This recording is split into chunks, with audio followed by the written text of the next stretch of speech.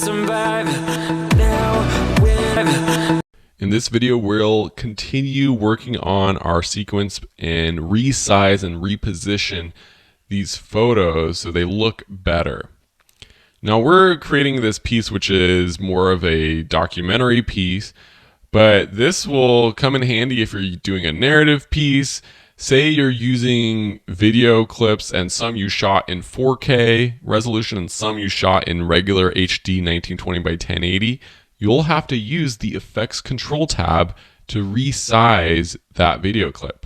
Whenever you click on one of these clips or layers and go to your Effects Controls tab, you have this Motion tab. Drop down the motion options and you have position, scale, rotation, anchor point, and anti-flicker filter. With scale, we can drag up and drag down the scale. We can also, I'm going to undo that, do that right within our program window. Just by double clicking, it's hard to see, so let me zoom out, and this is a good time to explain what this is right here. We have our fit, and then we have these different percentages. This is the size of our video in our window. If we say fit, it blows up the video program monitor to the size of our panel right here. So if we make the panel bigger, it increases in size. If we want it just to stay at 100%, then it will stay at 100% no matter what size we're at. For now, we want to decrease the size so that we can see this bounding box of the photo. See, when I double click the photo in here, we get this bounding box, and when I increase or decrease the size, you can see the scale increase or decrease over here.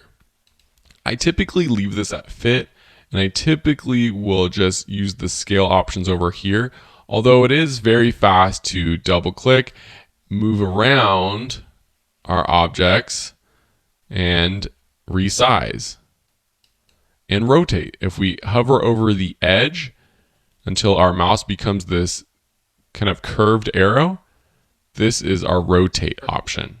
We can do all this from over here too.